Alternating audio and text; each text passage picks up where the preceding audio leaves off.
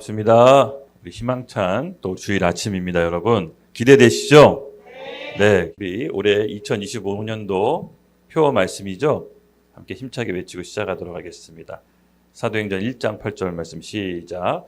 오직 성령이 너희에게 임하시면 너희가 권능을 받고 예루살렘과 온 유대와 사마리아 땅 끝까지 이르러 내 증인이 되리라 하시느니라. 아멘. 네, 우리 공동체 사명 선언문입니다. 함께 읽겠습니다. 시작. 우리는 예수 그리스도를 구원자와 내 삶의 주인으로 고백한 언약 공동체로서 내가 속해 있는 곳 어디든 빛과 소금의 역할을 기쁨으로 감당하며 복음을 전 세계 열방에 증거하는 예수님의 몸된 교회이다. 아멘. 네, 우리의 고백 함께 외치겠습니다. 하나, 우리는 하나님이 이 세상을 창조하셨음을 믿는다. 둘, 우리는 이미 이 세상을 지금도 다스린다고 믿는다. 셋, 우리는 하나님이 이 세상의 절대 기준임을 믿는다. 넷, 우리는 하나님이 선하시다고 믿는다. 다섯, 우리는 내세 천국과 지옥이 있다고 믿는다. 여섯, 우리는 예수님의 심판주로 이 땅에 재림하심을 믿는다. 아멘, 아멘. 네, 이제 오늘부터 사도행전 6번째 시간인데요. 오늘 주제가 뭐죠? 반전. 네, 역전이란 말도 있고 부제로는 베드로의 반격. 네, 베드로의 반격이 시작됐습니다. 이 예수님을 배신하고 두려움에 떨어서 도망쳤던 이 쫄장부 같은 베드로가 도대체 무슨 일이 일어난 걸까요? 여러 사람 앞에서 등장해서 그의 첫 설교 데뷔 무대에 3,000명이 회심하는 놀라운 역사가 일어납니다. 오늘 그 베드로의 반격을 함께 살펴볼 텐데요. 오늘하고 다음 주까지 아마 이 설교 본문이 이어질 것 같아요. 그래서 오늘은 베드로의 설교 본문을 보고 그가 어떻게 심경이 변화됐고 그 역사적 배경을 좀 살펴보고 다음 주에는 그 본문 하나하나 좀 분석하는 작업을 시작하도록 하겠습니다. 오늘은 어떻게 보면 좀 개요 같은 느낌의 설교가 될 것 같습니다. 본문이 조금 깁니다. 그래서 우리 본문 베드로의 설교 전체를 다 함께 읽어보도록 하겠습니다. 베드로전서 사도행전 2장 14절 함께 교독하며 읽겠습니다. 베드로가 11사도와 함께 서서 소리를 높여 이르되 유대인들과 예루살렘에 사는 모든 사람들아 이 일을 너희로 알게 할 것이니 내 말에 귀를 기울이라.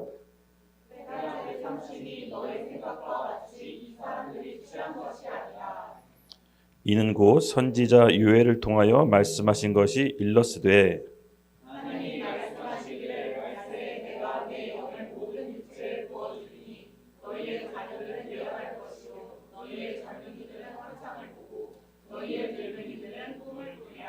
그때 내가 내 영을 내 남종과 여종들에게 부어주리니 그들이 예언할 것이요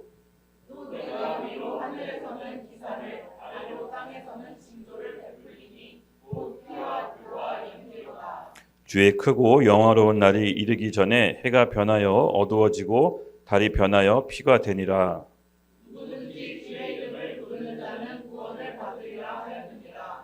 이스라엘 사람들아 이 말을 들으라. 너희도 아는 바와 같이 하나님께서 나사렛 예수로 큰 권능과 기사와 표적을 너희 가운데 베푸사 너희 앞에서 그를 증언하셨느니라.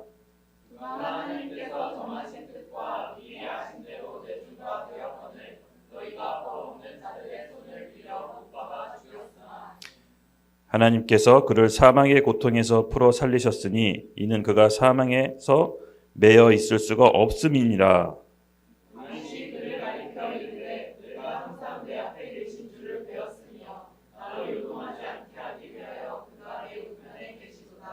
그러므로 내 마음이 기뻐하였고 내 혀도 즐거워하였으며 육체도 희망에 거하리니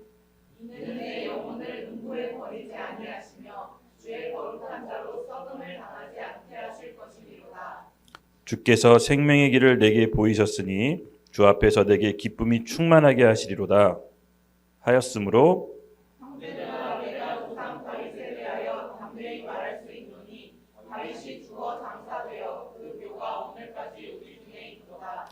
그는 선지자라 하나님이 이미 맹세하사 그 자손 중에서 한 사람을 그 위에 앉게 하리라 하심을 알고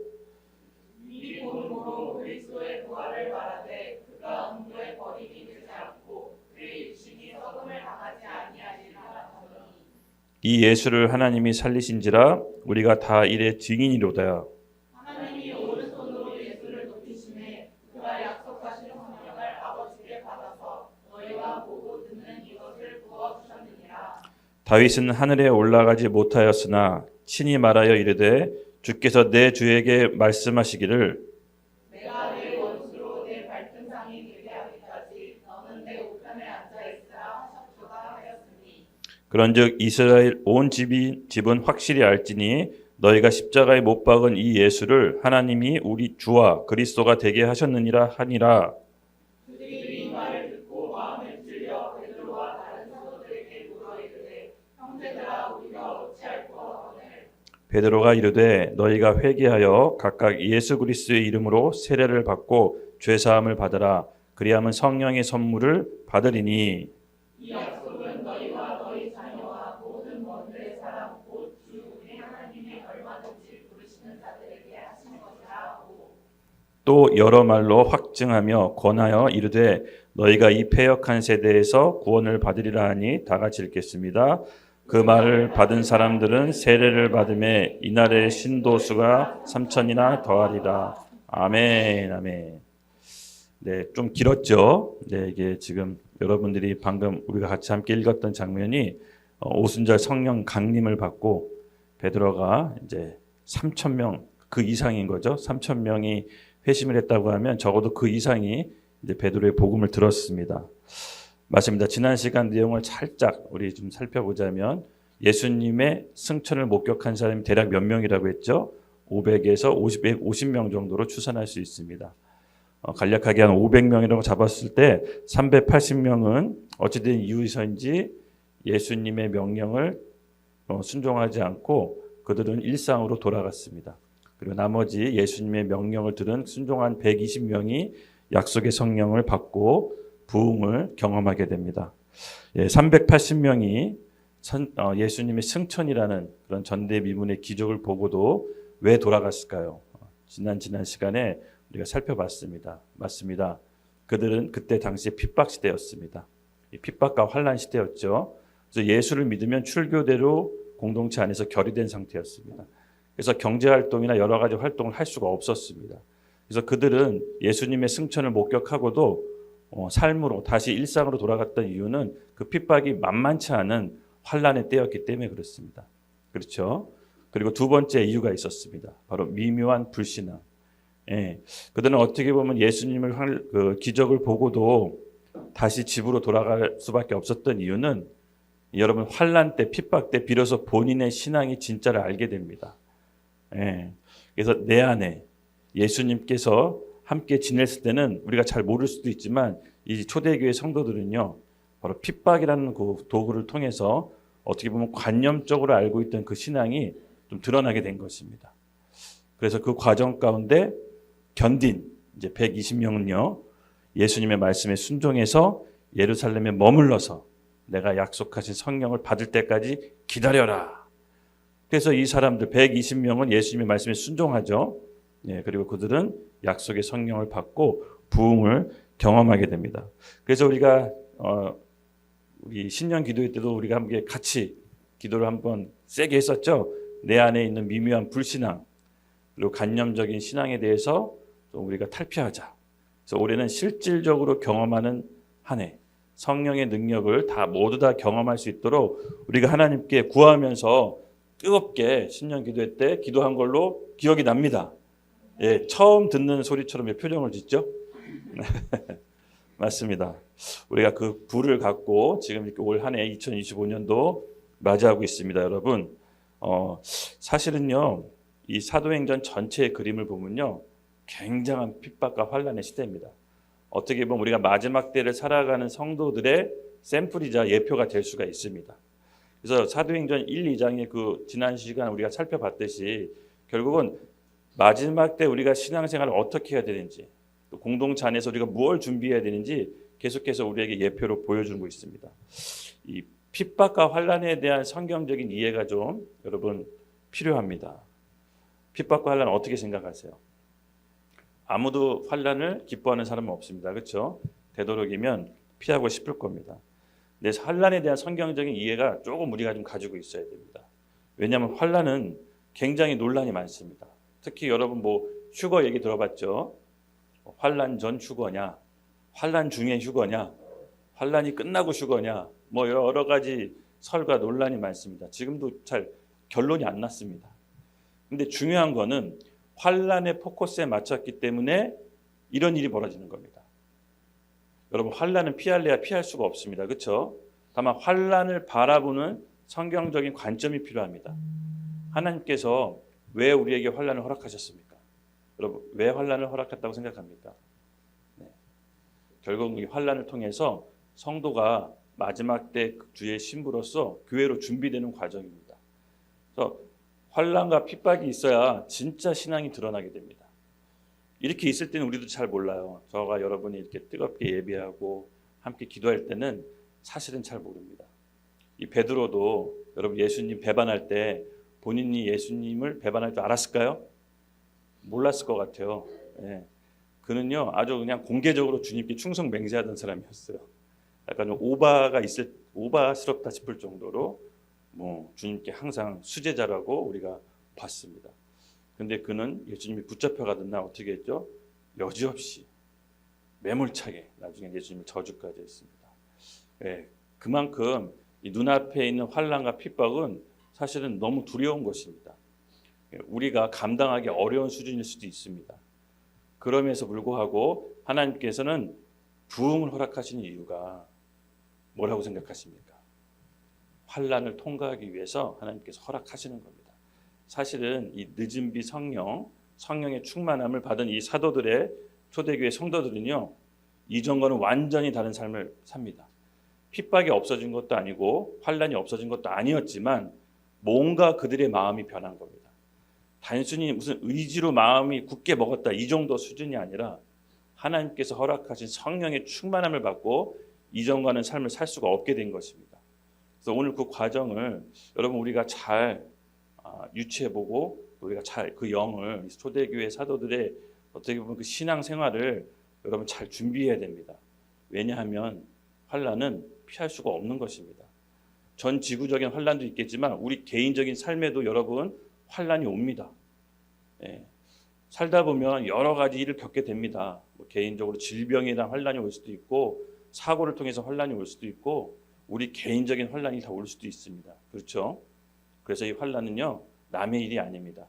다만 그 환난을 통해서 내가 갖고 있는 자아, 내가 갖고 있는 마음에 있는 어떻게 보면 시기, 질투, 미움 이런 모든 혈기 사실 우리 가운데 교회 시대에 하나님께서 환난을 허락하심으로써 우리 내면의 하나님의 나라를 이루기 위해서 환난을 허락하신 겁니다.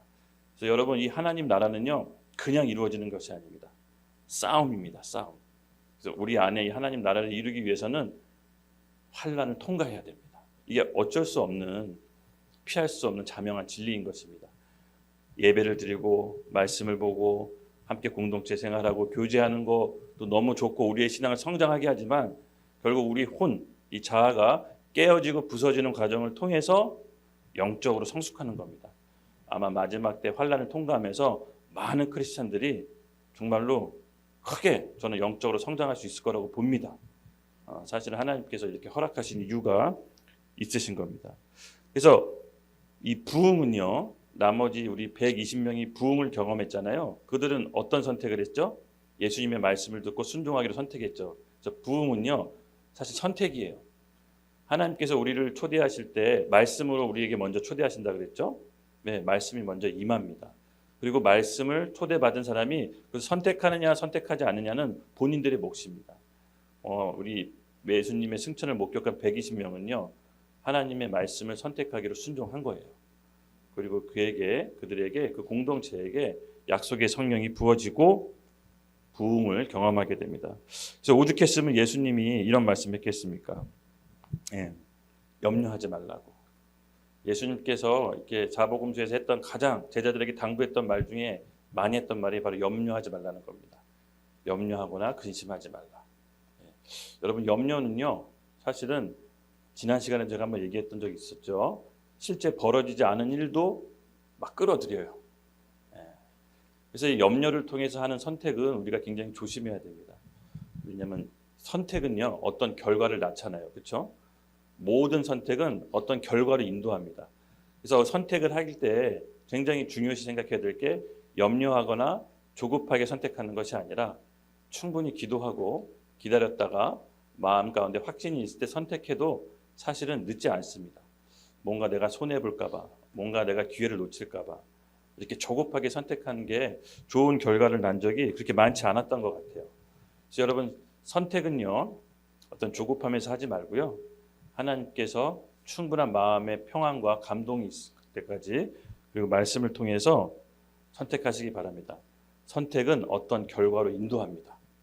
그래서 이 120명 이 초대교회 교인들, 이 사람들은요 주님의 말씀을 임해서 주님의 말씀에 순종해서 기다렸을 때, 바로 그 기다림을 선택했을 때 부흥을 경험하게 됩니다. 이것이 바로 부흥의 시작인 것입니다.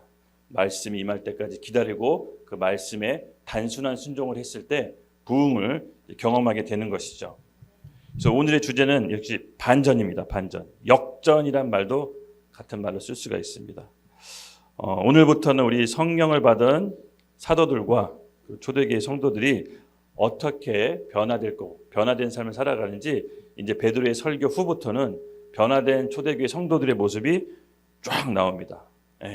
우리가 이 모습들을 잘 여러분 기억하십시오. 아마 우리가 살아가는 이 마지막 때도 이와 같지 않을까 싶어요. 만만치 않을 것 같다는 감동이 있습니다. 그래서 먼저 오는 본문의 주인공인 베드로에 대해서 좀 살펴보겠습니다. 그가 어떤 인물인지. 그럼 베드로 하면 어떤 이미지를 갖고 있나요? 저는 약간 베드로 하면 입가에 좀 미소가 띄어요. 왜냐하면 이 성경에서 베드로에 보면요, 수제자긴 수제자인데 항상 실수가 많고 오바가 많고 뭔가 앞서가서 뭔가 하다가 좀 그림이 예수님이 좀 잠잠해 뭐 이런 느낌, 그렇죠? 거기까지 해. 그러니까 사랑받고 이쁨 받았지만 뭔가 이렇게 좀 오버하는 느낌이 들어서 개인적으로는 좀 베드로를 좋아하는 인물 중에 하나이긴 합니다. 근데 이 베드로라는 인물을 좀 간략하게 좀 우리가 살펴보겠습니다. 왜냐하면 오늘 본문의 본문의 주제에 보면요, 베드로가 이 사도들의 초대교회 사도들의 리더격이었어요.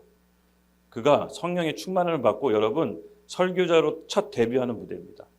이 성령의 충만함을 봤을 때 여러 가지 우리 외적 증거들이 다양하게 나와요. 근데 베드로는 설교자로서 메신저로서 쓰게 됩니다. 그는 이름 없는 가난한 어부, 시골의 한 어부 출신에서 어떻게 이렇게 3,000명 앞에서 설교를 하는 담대한 모습을 보였을까요? 단순히 열심히 노력했을까요? 그것도 물론 있었겠지만 성령의 충만함을 통해서 우리가 감춰져 있던 달란트, 감춰져 있던 하나님의 포텐셜이 폭발하게 되는 겁니다. 그래서 여러분 우리 스스로를 제한하지 마십시오. 올해 2025년도 제가 늘 얘기하지만 할 수 있는 도전들을 해보십시오. 내 기질이 이런데요, 저는 성향이 이런데요, 아닙니다. 거기에 매여 있지 마십시오. 자기가 하나님께서 주신 내 안에 성령님을 보십시오. 우리는 제한이 없습니다. 성령님은 제한이 없으신 분입니다. 그래서 여러분 스스로 가둬놓은 여러분들에 대한 고정관념이 있다면요, 오늘 2025년도 깨는 훈련을 하셔야 됩니다. 결국은 성령의 역사를 막는 게 내 생각이에요. 내 고정관념. 부흥의 시작은요, 내가 생각하고 있는 고정관념과 패러다임이 깨지면서부터 시작되는 것입니다. 계속해서 이제 사도행전 2장 이하 보면요, 계속적인 파격이에요. 쫄장부 같던 베드로가 어떻게 이렇게 담대하게, 그는 참 대단한 사람인 것 같습니다. 그 이면에 성령의 역사하심을 여러분 보시기 바랍니다. 아멘. 이 배신의 아이콘에서, 그렇죠, 메신저로 이제 쓰게 되는 것입니다. 여러분 이때 우리 베드로의 기분이 어땠을까요? 저는 약간 이 본문 속에 좀 상상으로 좀 들어가 봤어요. 제가 이 베드로가 설교할 때 그 3,000명 그 이상 무리 중에 한 무리로 한번 들어가서 여러분 상상을 해보시면 좋을 것 같아요. 그 현장이 있었다고 생각해 봅시다. 베드로에 대해서 우리가 아는 부분이 있죠. 저 사람? 예수님 잡혀갈 때 모른다고 배반했던 사람인데 왜 저기서 저렇게 나타났지? 뭐 이런 상상을 한번 스스로 해보십시오. 베드로가 어땠을까요, 여러분? 베드로가 그렇게 되기까지 어떤 길을 걸었을까요? 아까 좀 살짝 살펴봤지만 그는 배신의 아이콘이었습니다. 그는 예수님을 배신하고 예수님이 처형당하는 날 매몰차게 돌아섰죠. 아주 제가 이 장면을 보면은 아유 너무 그냥 소위 말 싸가지 없더라고요. 그렇게까지 할 필요가 있었나 싶을 정도로 그는 그렇게 죄책감에 시달리면서 예수님이 돌아가시고 다시 집으로 돌아가 어부 생활을 이어갑니다. 예. 여러분 만감이 교차했을 것 같죠? 예수님을 그렇게 사랑한다고 고백하고 주는 그리스도시요 하나님의 아들이십니다라고 막 고백하고 예수님 잡혀간 날 절대 그럴 수 없습니다라고 하고 잡으러 온 군병 체포조를 귀를 잘라버리고 막 온갖 오바와 막 액션을 다 해놓고선 막상 예수님이 잡혀가니까 저주를 합니다. 어떤 영화에 보니까는 예수님이 잡혀갔을 때 도망가는 베드로랑 눈이 마주치는 딱 장면이 영화가 있더라고요. 근데 베드로가 깜짝 놀랍니다. 주님하고 눈이 마주치면서 고개를 확 돌려버리더라고요. 되게 잘 표현한 것 같아요. 그리고 나서 그는 다시 조용히 어부 생활을 이어갑니다. 굉장히 죄책감이 시달렸겠죠. 주님하고 했던 그 추억이 생각났을 겁니다. 자기가 무리를 걸었던 기억들, 그렇죠? 예수님이 오병이어 기적을 통해서 5천 명을 먹이셨을 때 바로 옆에 있었습니다. 그리고 죽은 나사로를 살릴 때 바로 예수님 옆에서 목격했습니다. 그런 주님과 함께했던 모든 추억들이 기억나면서 십자가에 못 박혔을 때 자기가 배신했던 그 모습도 스스로를 생각하면서 심한 죄책감에 시달리면서 다시 예전처럼 이렇게 고기 잡으러 아마 만감이 교차했을 것 같아요. 그렇죠? 근데 그러던 베드로에게 예수님이 부활하셔서 찾아옵니다. 그리고 물어봅니다. 네가 날 사랑하느냐? 3번 물어보죠. 그리고 3번 부인했던 베드로에게 그 베드로가 인생 가운데 가장 크게 했던 그 실수, 죄책감에 대해서 완전히 회복시켜 줍니다. 우리 말씀 본문 구절 함께 보겠습니다. 마태복음 26장 57절, 58절입니다. 함께 읽겠습니다. 시작. 예수를 잡는 자들이 그리고 끌고 대제사장 가야바에게 가니 거기 서기관과 장로들이 모여 있더라. 베드로가 멀찍이 예수를 따라 대제사장의 집에 가지 않고 그의 결말을 보려고 그 안에 들어가 하인들과 함께 앉아 있더라. 아멘. 잠깐 그 장면 전에 빠졌네요. 예, 맞습니다. 예수님이 붙잡혀 가던 날 베드로가 말씀에 뭐라고 나와 있죠? 멀찍이 떨어져서 예수님이 자기 스승이 붙잡혀가는 것을 바라봅니다. 여러분 왜 멀찍이 떨어졌을까요? 한번 생각해 보신 적 있나요? 멀찍이 가까이 가기엔 같은 공범으로 오해받는 것 같고 그렇다고 아예 모른 척하기엔 주님하고 함께 온 시간이 있고 그게 막 만감이 교차하는 거예요. 지금 미안함과 함께 가기엔 너무 두렵고 공범으로 몰릴까 봐 그렇다고 외면하기엔 받은 사랑이 너무 많고 그래서 이제 멀찍이 바라볼 수밖에 없었던 거죠. 어떻게 보면 이 베드로가 정말 난감했을 것 같고 그 넘어서 정말 마음이 미어졌을 것 같아요.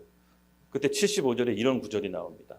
우리 75절 함께 읽겠습니다. 시작.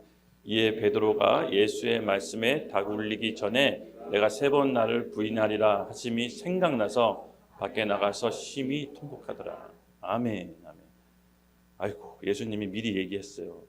닭이 3번 울기 전에 날 배반한다. 닭이 우니까 베드로 마음에 경종이 울린 겁니다. 주님이 했던 말이 탁 떠오르면서 뭐라고 반응하죠? 심히 통곡하더라. 본인도 아마 본인 놀랬을 거예요. 그렇죠? 인간은 이렇게 연약합니다. 여러분. 그래서 우리가 어떤 장담을 하는 게 조금 위험할 수도 있어요. 자기 자신이 사실은 어떤 사람인지 우리는 아직도 자기 자신을 잘 몰라요. 예. 정말 10길 물속을 날아도 한 길 사람 속 모른다고 진짜 모르는 게 사람 마음인 것 같아요. 베드로도 본인이 이렇게 나올 줄은 몰랐을 거예요. 그리고 이제 그 베드로가 그렇죠. 어떻게 했죠? 도망갑니다. 도망가고 괴로워합니다. 나중에 이스라엘을 가면 한번 이렇게 성지순례 해보면 정말 좋을 것 같아요. 베드로가 닭 울고 배반했던 장소도 이렇게 유적으로 보존돼 있고 예수님이 심판받았던 장소도 있고 마가 다락방도 있습니다. 그걸 쫙 둘러보면서 초대교회 성도들의 모습이 보여집니다. 시간 되면 우리 한번 나중에 한번 같이 가죠. 네, 너무 좋을 것 같습니다. 그렇게 했을 때 이제 예수님이 부활하고 찾아간 거죠. 와, 네가 날 사랑하느냐. 얼마나 베드로가 좋기도 하고 억장이 무너졌을 것 같아요. 아니, 죽었던 주님이 살아나와서 다시 자기 앞에 펼쳐진 모습입니다. 말씀 구절 같이 함께 읽겠습니다. 요한복음 21장 15절에서 18절입니다. 그들이 두밥 먹은 후에 예수께서 시몬 베드로에게 이르시되 요한의 아들 시몬아 내가 이 사람들보다 너를 더 사랑하느냐 하시니 이르되 주님 그러하나이다. 내가 주님을 사랑하는 줄 주님께서 아시나이다. 이르시되 내 어린 양을 먹이라. 또 두 번째 이르시되 요한의 아들 시몬아 내가 나를 사랑하느냐 하시니 이르되 주님 그러하나이다. 내가 주님을 사랑하는 줄 주님께서 아시나이다. 이르되 내 양을 치라 하시고 세 번째 이르시되 요한의 아들 시몬아 내가 나를 사랑하느냐 하시니 하심으로 베드로가 근심하며 이르되 주님 모든 것을 아시오매 내가 주님을 사랑하는 줄 주님께서 아시나이다. 예수께서 이르시되 내 양을 먹이라. 내가 진실로 진실로 내게 이르노니 내가 젊어서는 스스로 띠뛰고 원하는 곳으로 다녔거니와 늙어서는 내 팔을 벌리어서 남이 내게 띠띠우고 원하지 아니한 곳으로 데려가리라. 아멘. 아멘. 네, 아이고 이제 예수님께서 베드로를 찾아오셔서 예수님께서 그 어떻게 보면 정말 무한한 사랑이죠. 깊고도 넓은 사랑.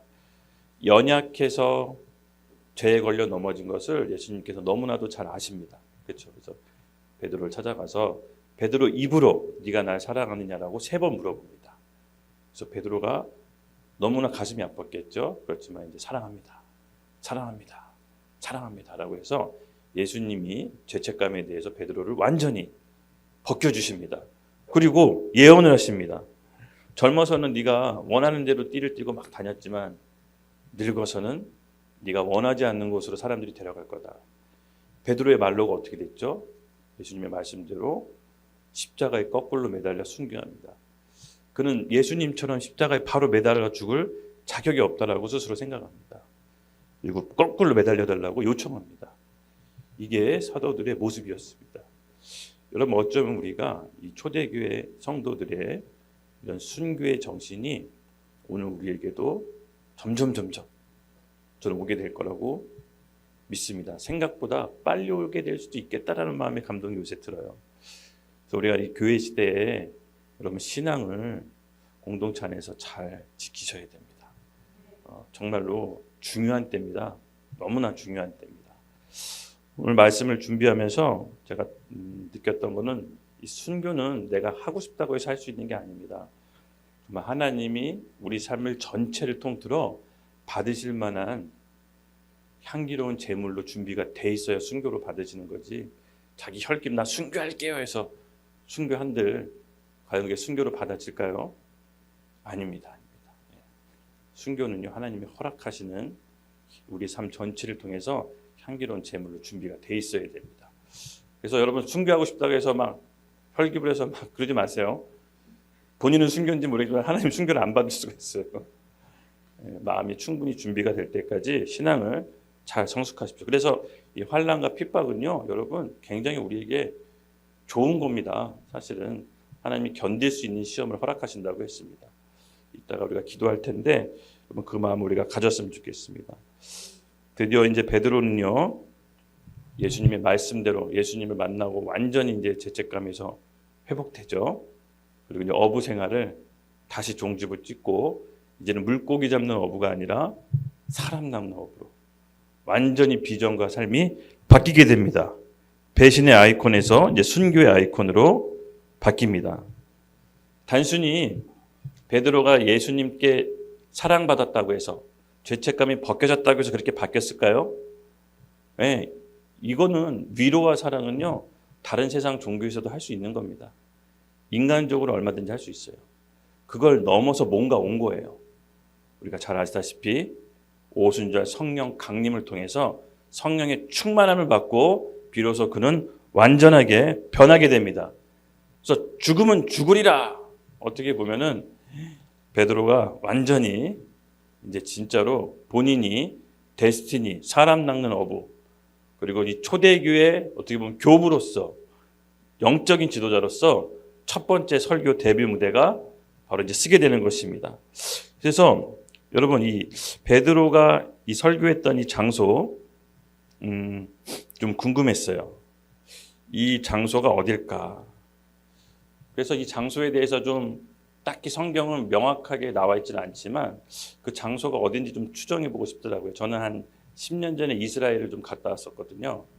그래서 그 곳곳을 살펴보면서 정말 이 초대교회 성도들과 예수님의 흔적이 이렇게 좀 남아 있음을 보고 굉장히 좀 감명을 받았습니다. 근데 여기 베드로가 이 3천 명을 회심했던 본인의 성령 충만함 받고 메신저로서 첫 데뷔 무대잖아요. 3천 명 앞에 지금 3천 명은 여러분 그때 당시 3천 명 다른 겁니다. 인구 대비에 비해서 어마어마한 겁니다. 한 지금으로 따지면 30만 명이라고 보면 돼요. 네? 3천 명이 그때 모였다는 것은 3천 명이 회심했다라는 거지 더 되는 거죠. 회심 안 한 사람까지 합치면 그 앞에서 이제 베드로가 이제 설교를 한 겁니다. 그래서 이 장소를 한 세 군데로 유추해 볼 수 있습니다. 생각해 보면은 첫 번째 뭐 확실한 거는 일단은 사도행전 1, 2장에 보면 예루살렘이겠죠. 예루살렘에서 성령을 받았으니까 예루살렘 어딘가에 있을 겁니다. 첫 번째 유추해 볼 수 있는 장소는 마가다락방. 베드로가 거기서 이제 사도들과 함께 성령의 강림을 받았잖아요. 근데 마가다락방이라고 딱 얘기하기에는 조금 한계가 있는 장소가 왜냐하면 거기 120명이 성령 받았다고 했기 때문에 3천 명이 모여 있기에는 조금 협소했을 것으로 보입니다. 그렇죠? 그러면 이제 예루살렘 안에서 마가다락방 근처에 어느 좀 넓은 광장으로 생각해 보면 이때가 이제 6월절이었잖아요. 6월절은 유대인 명절이었기 때문에 우리 어떻게 보면 타 지역에 사는 유대인들이 명절을 지키러 이제 왔을 때 어디 가냐 성전에 갑니다. 성전들 그 정도는 돼야 3천 명 이상 모였을 것 같아요. 그렇죠? 네, 3천 명 이상. 그래서 딱 추론해 보면은 마가다락방 아니면 이제 성전인데 마가다락방은 좀 아닌 것 같아요. 그렇죠? 두 번째는 이제 성전뜰입니다. 그리고 마지막 세 번째는요. 유추해 볼 수 있는 게 본디오 빌라도가 예수님을 심판했던 장소. 예. 여기가 이제 프라이토리온 여기가 뭐냐면 로마 총독이 관저로 쓰였어요. 그때 이제 본디오 빌라도가 이제 예수님을 원래 예수님이 죄가 없다는 건 본디오 빌라도가 알았어요. 무죄하다라는 걸. 근데 워낙 유대인들이 들고 일어나니까 본인도 그 압박에 여론에 못 이겨서 불의한 판정을 한 거죠. 근데 이때 장소도 한 3천 명 정도 모일 수 있는 장소로 추론해 본다면 유력한 장소가 바로 이 총독 관저 아니면 성전뜰 이렇게 이제 압축을 해볼 수 있습니다. 딱 성경은 어느 장소라고 얘기하고 있지는 않습니다. 근데 조금 더 극적으로 이 베드로가 설교했던 장면을 극적으로 상상해 보면 성전뜰이 조금 더 극적인 것 같아요. 왜냐하면 예수님을 체포해서 서기관과 바리새인 대제사장들이 거기서 예수님을 거짓 증언하거든요. 그리고 그를 십자가에 못 박아라 외쳤습니다. 어떻게 보면 성전뜰이 조금 더 극적인 장면인 것 같아요. 바로 모든 사람들이 모여가지고 예수님을 못 박아라 죽이라고 했던 바로 그 장소에서 베드로가 완전히 돌변한 겁니다. 이제 반격이 시작된 거예요. 그렇죠? 반전입니다. 예수님을 죽였던 그 장소에서 베드로가 간 겁니다. 그리고 6월절 명절을 지내기 위해 수많은 유대인과 디아스포라 유대인들이 모여 있을 때 오늘 이 본문의 설교를 쭉 해나간 겁니다. 예, 아주 담대하게 했을 것 같고 3천 명 이상 들었으니까 지금처럼 마이크도 없잖아요. 그렇죠? 아마 그냥 웅변을 했을 겁니다. 열변을 토하면서 피를 토하는 심정으로 너희가 못 박은 이 예수가 우리 하나님이 주와 그리스도가 되게 하셨다. 그랬더니 그 다음에 뭐라고 나와 있습니까? 사람들이 마음에 양심에 확 찔렸다고 합니다. 형제 우리가 어찌할꼬? 무슨 말이죠? 앞으로 우리가 어떻게 살아야 됩니까? 그때 베드로가 얘기하죠. 주 예수를 믿고 세례를 받으라. 그때 아마 많은 사람들이 양심에 찔려 세례를 받고 회심한 사람이 3천 명에 이르렀다고 합니다. 그는 전과는 전혀 다른 사람이 됐습니다. 오순절 성령을 받고 메신저로 승과 함께 동시에 그의 공적인 사역이 바로 펼쳐집니다. 그래서 여러분 성령의 충만함을 받으면요 공적인 외부로 드러나는 사역이 정말 이제 시작이 돼요. 여러분 성령의 충만함을 구하십시오. 예, 되게 사모하셔야 돼요. 이게 날이면 날마다 오는 날이 아닙니다.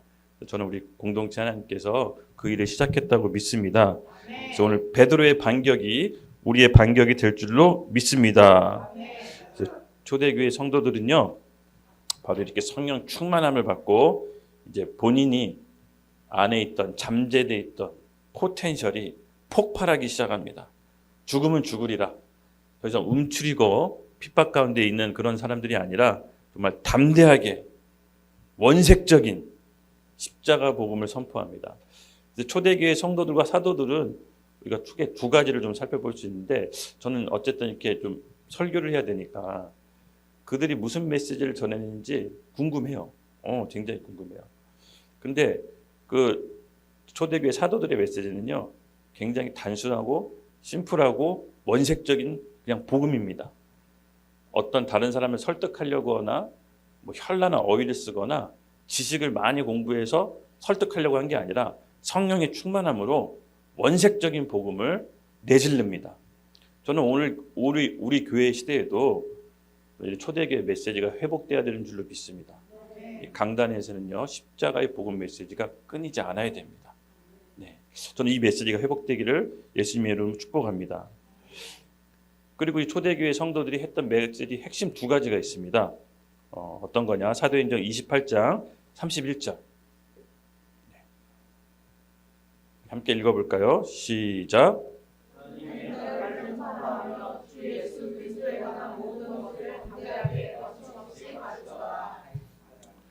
아멘. 네, 맞습니다. 우리 초대교회 사도들은요, 투트랙으로 갔습니다. 어떤 메시지였냐?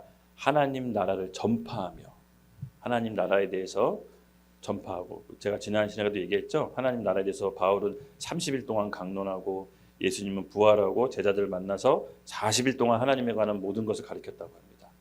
하나님의 나라는 굉장히 깊고 넓은 개념입니다. 나중에 한번 또 자세히 다룰 텐데, 그 전에 좀 궁금하시다 싶으면 우리 유튜브 채널에 천국 시민이라는 그 재생목록의 모임이 있습니다. 그리고 하나님 나라, 킹덤 오브 헤븐이라는 거 있는데 30편으로 되어 있는데, 꽤 오랫동안 하나님의 나라에 대해서 제가 개념을 정리해 놓은 게 있는데 그걸 먼저 참조해 보십시오.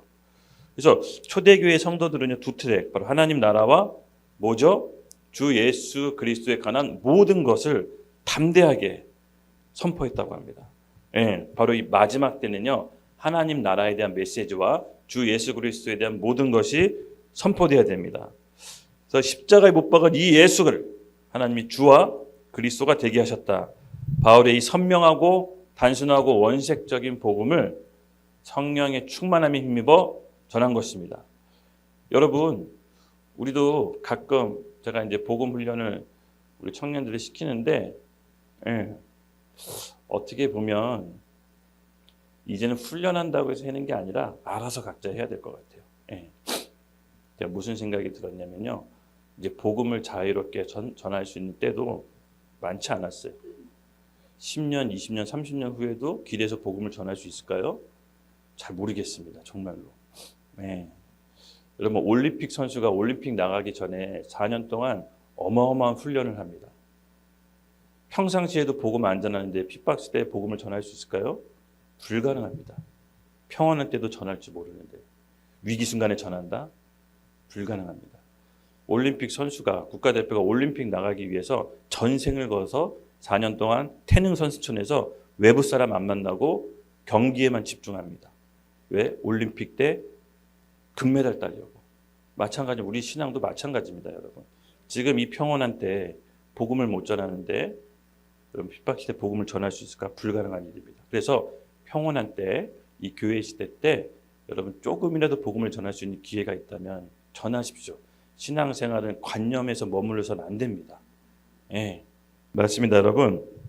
초대교회의 메시지는 주와 그리스도에 관한 것. 사도들이 그때 하나님 나라에 관한 것을 한번 찾아서 한번 제가 말씀드린 적 있죠. 근데 주와 그리스도에 관한 메시지도 초대교회 사도들이 주로 전했던 메시지입니다. 한번 살펴볼게요. 사도행전 9장 22절입니다. 함께 읽겠습니다. 시작. 사울은 힘을 더 얻어 예수를 그리스도라 증언하여 다메섹에 사는 유대인들을 당혹하게 하였다. 아멘. 무슨 장면이냐? 바울은 이제 예수님 믿는 사람들 잡으러 다녔잖아요. 사울 때, 그렇죠? 이제 막 눈에 도끼 뜨고 예수 믿는 사람 다 잡아들일 거라 가다가 다메섹 도성에서 예수님의 환상을 보고 눈이 멀죠.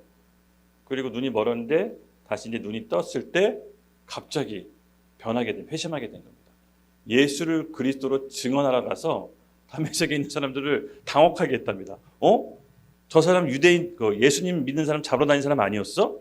왜 본인이 전해? 이렇게 지금 완전히 사울이 지금 바뀐 겁니다. 두 번째, 우리 사도행전 17장 3절 함께 읽겠습니다. 시작. 뜻을 풀어 그리스도가 해를 받고 죽은 자 가운데서 다시 살아나야 할 것을 증언하고 이르되 내가 너희에게 전하는 이 예수가 곧 그리스도리라 하니. 네, 예수가 그리스도라고 전파합니다. 또 있습니다. 사도행전 18장 5절 함께 읽겠습니다. 시작.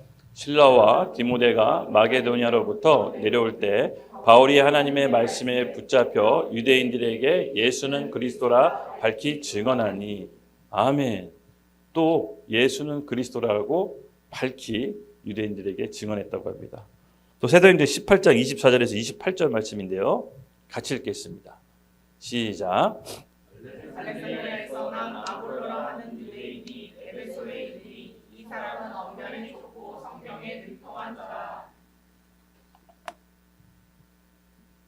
그가 일찍이 주의 도를 배워 열심으로 예수에 관한 것을 자세히 말하며 가르치는 유대인들만 알다 하니라.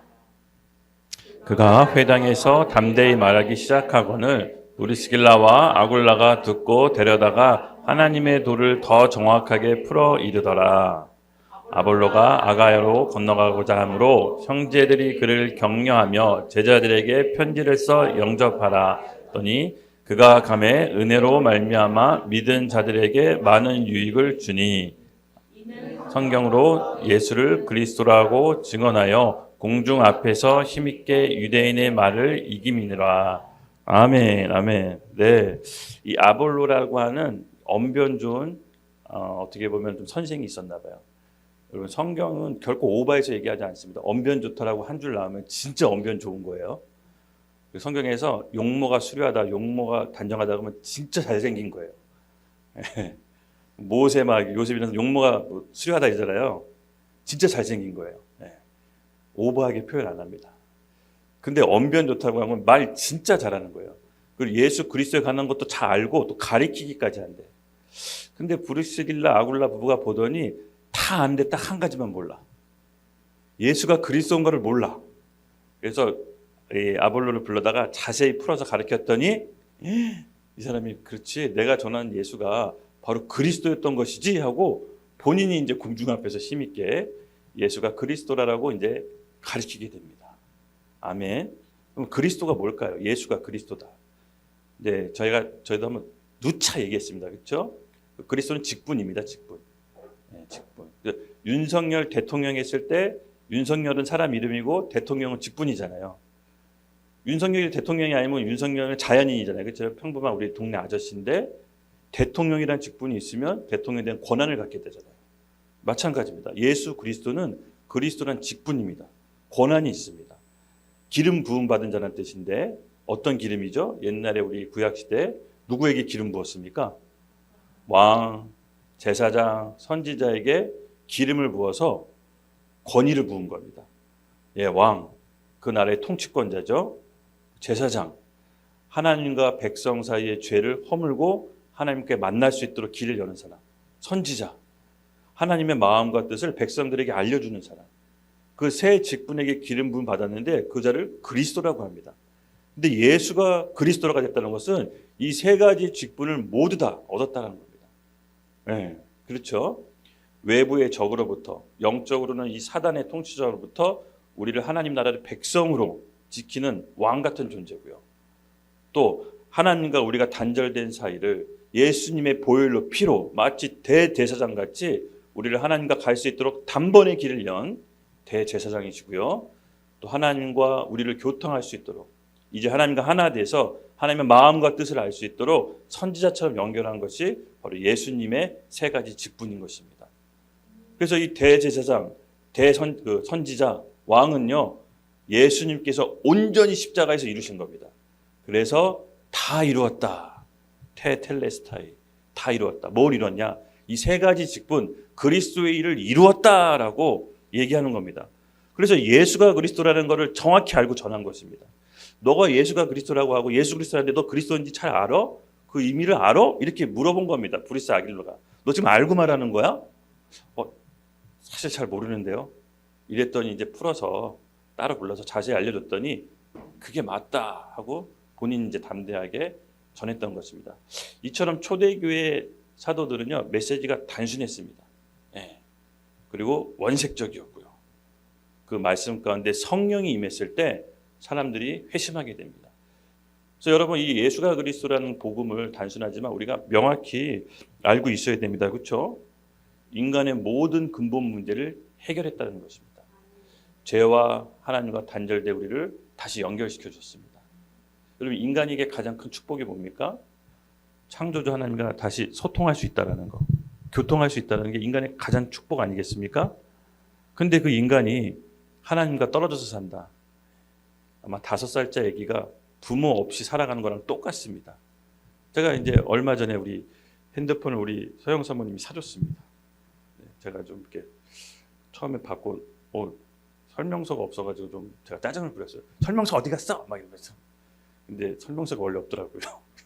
그래서 제가 깜짝 놀랐는데, 만약에 제가 이 삼성 스마트폰을 보고 제가 쓰던 게 아이폰이어가지고 이제 적응하는 기간이 필요했는데, 이 삼성 스마트폰을 갖고 아이폰 설명서로 이거를 막 작동하려고 애써 보십시다. 작동이 될까요? 주변 사람들 이상하게 생각하겠죠? 저 전도사 뭐야? 이러면서. 맞습니다. 삼성 스마트폰 잘 쓰려면 삼성 스마트폰 설명서를 봐야 됩니다. 왜요? 삼성이 만들었으니까. 네. 마찬가지입니다. 인간이 인간답게 살고 가장 아름답게 행복하게 살려면 누구를 만나야죠? 인간을 창조한 하나님을 만나야 됩니다. 이건 기본 상식입니다. 여러분, 물고기가 물 안에 있어야 자유롭고 행복하죠? 네. 공중의 새가 날아다녀야 새가 행복한 겁니다. 나무는 뿌리에 박고 있어야 나무가 불쌍한 게 아니라 그게 나무가 행복한 거라고요. 이게 이제 창조 원리입니다. 그걸 벗어났을 때 괴로운 거예요. 물고기가 물 벗어나서 비행기 타고 세계 일주 시켜본들 물고기는 불편할 뿐이에요. 그냥 물 안에만 있으면 돼요. 그게 이제 창조 원리입니다. 인간은요. 근데 왜 인간은? 왜 막 사냐고요? 인간이 하나님 떠나서 잘 살 수 있을 거라 생각합니까? 성경은 그렇게 얘기하고 있지 않습니다. 인간은 하나님 안에 있을 때 자유롭고 행복하다고 합니다. 근데 그 인간 스스로 하나님과 만날 수 없기 때문에 그 만나는 길을 여신 게 바로 그리스도인 것입니다. 그래서 예수 그리스도로 말미암아 하나님께 온전히 갈 수 있도록 새 길을 연 것입니다. 그것이 바로 우리가 믿고 있는, 알고 있는 복음입니다. 그렇죠? 근데 이 복음을 전할 수도 없고 전해본 적도 없고 꿀먹은 벙어리처럼 전해본 적이 없다. 이런 문제가 있는 겁니다. 그렇죠? 맛집에 가서 맛있는 음식 먹어도 내 옆에 있는 사람한테 이거 맛있다고 알리는 게 우리 인간 본성인데, 나를 살리신 복음을 전한 적이 없다, 전하지 못한다. 신앙을 좀 되돌아보셔야 됩니다. 할렐루야. 네네, 되돌아보셔야 됩니다. 그래서 우리가 이 복음에 대해서는 좀 어느 정도 남에게 딱 전할 수 있을 정도 내 안에 장착은 좀 되어 있어야 됩니다. 저는 좀 그렇게 생각합니다, 여러분. 예, 그래서 이 초대교회 성도들은요, 하나님 나라와 예수 그리스도를 복음을 딱 장착했습니다. 예, 다른 거 필요 없다. 이거 2가지만 있으면 된다, 이렇게 마음을 먹었던 것 같아요. 우리 갈라디아서 1장 7절에서 8절 말씀 함께 읽겠습니다. 시작. 다른 복음은 없나니 다만 어떤 사람들이 너희를 교란하여 그리스도의 복음을 변하게 하려 함이라. 그러나 우리가 혹시 온 천사라도 우리가 너에게 전한 복음 외에 다른 복음을 전하면 저주를 받으리라. 아멘, 아멘. 네, 오늘 우리 초대교회 성도들에게 받은 메시지는 사실은 가장 축복된 메시지입니다. 바로 복음입니다. 예, 하나님 나라와 그리스도에 관한 모든 것, 사실 이걸 전부를 주신 겁니다. 예, 전부를 받은 겁니다. 이것이 우리 안에 실제가 돼서 우리 삶을 이끌기를 2025년도 예수님의 이름으로 축복합니다. 아멘. 거기에 더해서 우리가 믿고 알고 있는 바에 확신을 더해서 성령의 충만함을 받아야 됩니다. 예, 우리가 올해는 우리가 스스로 제안하고 있던 것들을 모두 다 벗어버리고 성령께서 우리 이끄신 대로 성령의 파도를 탑시다. 아멘. 올해 그런 분위기가 공동체 안에 조성된 것 같아서 저 너무 좋습니다. 할렐루야. 그래서 올해는요, 여러분 그 마음을 가집시다. 결국은 이제 베드로의 이 설교는요, 다음 시간에 구체적으로 살펴보는데 5가지 요소가 있습니다. 나중에 다음 시간에 이건 구체적으로 살펴보겠습니다. 필연성과 절대성과 유일성과 당연성과 시급성이 오늘 이 본문 안에 다 있습니다.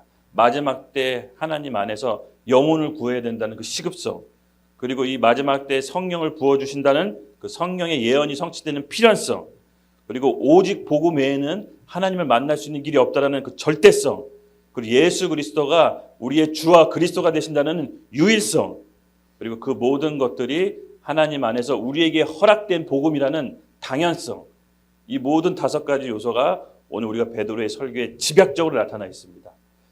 우리 같이 오늘 이 시간에 개요에 대해서 살펴봤죠. 우리 같이 기도하겠습니다. 찬양 나오시고 다음 시간을 좀 더 자세히 알아볼 텐데 오늘 우리 한 가지 좀 기도했으면 좋겠어요. 제가 이제 말씀 준비하다가 하나님께서 이거 기도하라는 감동 주시더라고요. 어떤 거냐? 제가 아까 서두에도 얘기했죠. 주님, 혹시 우리 가운데 환난과 핍박이 허락된다면 통과할 수 있도록 우리의 마음을 준비시켜 주시옵소서. 네, 우리 마음을 준비시켜 주시옵소서. 여러분 최근에 기도를 어떤 기도합니까? 어떤 기도예요? 어떤 목사님이 이러시더라고요. 요새는 성도들이 내가 신이 된 세상에 살고 있대요. 내가 신. 기도를 뭘 하나 옆에서 들어보면 내 문제, 내 생각, 나라는 기도 제목을 벗어나지 못한다고 하더라고요. 근데 여러분 우리 초대교회 성도들은요, 본인들도 문제가 있었습니다. 핍박 가운데 경제적인 어려움, 가정 문제 없었을까요? 다 있었습니다. 다 가정 문제, 경제적인 어려움 다 있었지만 그걸 뛰어넘는, 더 이상 내 문제가 문제로 여겨지지 않는 성령의 충만함이 임했던 것입니다. 현실을 외면하자는 얘기가 아닙니다. 현실에 딸려다는 것이 아니라 위로부터는 성령의 능력을 받아서 우리가 이 하나님 앞에 진짜 무엇을 놓고 기도해야 되는지 그 기도 제목을 좀 확실히 정합시다. 이제는 나를 위한, 내 문제, 내 환경, 내 상황을 벗어나기 위한, 나로부터 위한 그 기도 제목을 좀 벗어나서 정말 하나님 저를 이 시대에 사용하여 주시옵소서. 제가 주님께 제 인생을 올인해서 갈겠습니다. 제가 하나님 앞에 드립니다. 저를 사용하여 주시옵소서. 이 기도를 한번 드렸으면 좋겠어요. 우리 다 같이 일어납시다. 예, 좀 그런 기도와 요청을 드렸으면 좋겠습니다. 주님, 영적인 기도가 바뀌었습니다. 새 시대가 허락하심을 감사합니다. 주님, 올해는 정말 이 나라는 문제의 기도를 벗어나서 주여, 제가 하나님을 위해서 무엇을 할 수 있을지 저를 하나님께 드리는 한 해가 되게 하여 주시옵소서. 특별히 하나님, 우리 기도하는 모든 성도들에게 하나님의 능력과 성령의 충만함을 부어주셔서 전에 생각하지 못했던 일들이 펼쳐지게 하여 주시옵소서. 믿음의 도전이 일어나게 하여 주시옵소서. 생각이 깨지고 고정관념이 깨지게 하여 주시옵소서. 성령이 우리 교회 성도들 통해서 마음껏 하여 주시옵소서. 주님, 우리가 하나님께 요청드립니다. 주여, 저를 사용하여 주시옵소서. 우리 하나님께 온전히 헌신하는 결단하는 기도 올려드리겠습니다. 주여! 사실 여러분, 우리 영적 성장은 우리 생각, 우리 혼이 깨지고 부서져야 이룹니다. 여러분, 그 과정 없이는 절대로 성장이 일어나지 않습니다. 우리가 기도할 때 주님, 올해 혹시 우리 가운데 환난과 핍박이 허락된다면 주님, 그것을 잘 통과할 수 있도록, 우리가 주님과 함께 십자가를 질 수 있도록 지금 그 환경을 허락한다면 감사함으로 그 환경을 준비합시다. 그 과정 가운데 하나님 우리를 성장시켜 주실 걸로 믿습니다. 여러분 이 성장이 없으면요, 신앙생활 관념적으로 머물 수밖에 없어요. 정말 관념적으로 머물 수밖에 없습니다. 우리가 시간과 환란이 우리 삶 가운데 허락된다면 기쁨으로 여기십시오.